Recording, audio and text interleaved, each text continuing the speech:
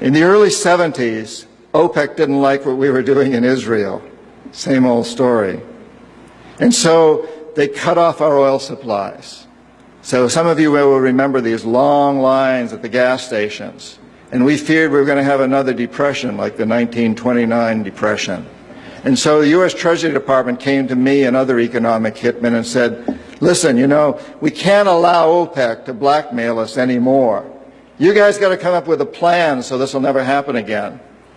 We knew that that plan had to involve Saudi Arabia because it had more oil than anybody else, and it also, the House of Saud, the royal family, was corrupt and corruptible.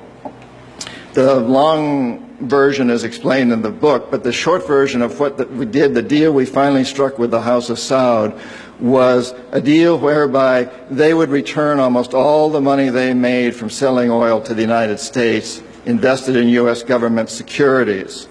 The U.S. Treasury Department would use the interest from those securities, which over the years has amounted to trillions of dollars, to hire U.S. companies to westernize Saudi Arabia, build petrochemical complexes, desalinization plants, whole cities out of the desert, McDonald's and all the other things that go along with our Western culture. The House of Saud would also agree to keep the price of oil within limits acceptable to the oil companies, possibly not acceptable to you and me, but acceptable to the oil companies. And this is very, very important. They agree that they would never, ever sell oil for anything other than U.S. dollars. This happened in the early 70s, right after we'd gone off the gold standard because we were bankrupt, because we could not pay off our debts to European countries in gold. Nixon took us off the gold standard. And then we were stuck with a situation as, why will anybody in the world use dollars? So very shortly we came up with this plan, which in essence put the dollar on the oil standard. You cannot buy oil on the world market for anything other than dollars, and that's very important to the corporatocracy. Our part of the bargain was we agreed to keep the House of Saud in power, in control. It was an amazing deal, the deal of the century. It was history-making, incredibly powerful deal that we struck with Saudi Arabia, and it's held. It's had some what the CIA calls blowback, unintended consequences. For example, one of the things that really pisses Osama bin Laden off is those McDonald's and those desalinization plants and those petrochemical complexes surrounding Medina and Mecca, the two most sacred sites in Islam.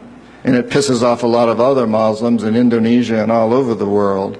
There's been some blowback, but on the whole, the corporatocracy looked at this as an incredible success.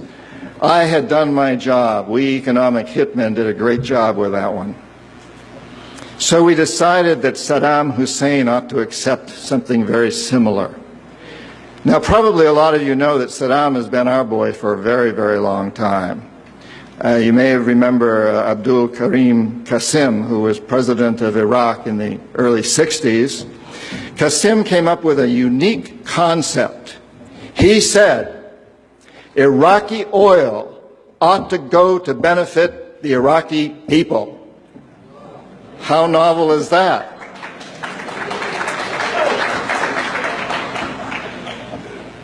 But we didn't like that very much. He began to tax the oil companies, particularly the British and some American companies, and threatened to nationalize our oil companies. And so we decided that Qasim had to go. The CIA sent an assassination team. It was headed by a man who was still going through high school, an Iraqi citizen who was still going through high school. They riddled Qasim's car with bullets on the streets of Baghdad and missed him. The head of this assassination team was wounded and fled to Syria. His name was Saddam Hussein. He was a CIA agent in those days, an assassin for us. He failed. And so the CIA went directly, and this is all history, I'm not creating this. CIA went in and had Qasim publicly executed on Iraqi television. They put Saddam's cousin in charge. He became president of Iraq, and Saddam became vice president in charge of security. Eventually, as you know, he became president. He was our boy. He was our man.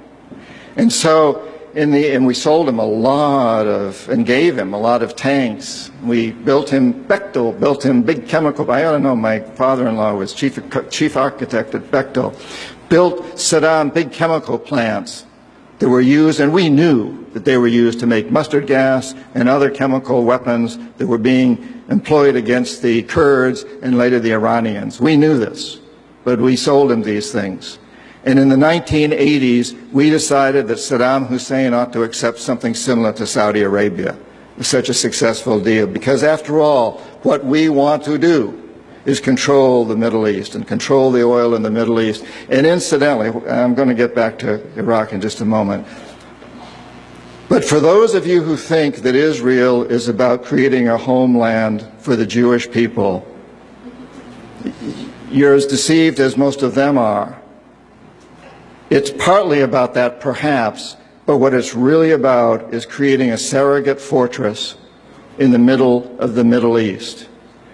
The Israelis are being used as pawns. They're being used like old armies used to use sheep that ran before the armies. They're our surrogates. And their leadership knows that. Most Israelis probably don't. They think they're creating a homeland. But it's a very, very sad situation of what's going on there. And of course, the Lebanese and the Palestinians are caught in the middle of this. And Iraq is part of that too. We have to remember that Middle Eastern oil is the oil that's used by a great deal of Europe, and China, and Japan. If we control Middle Eastern oil, we control our biggest potential competitors, Japan, China, Europe.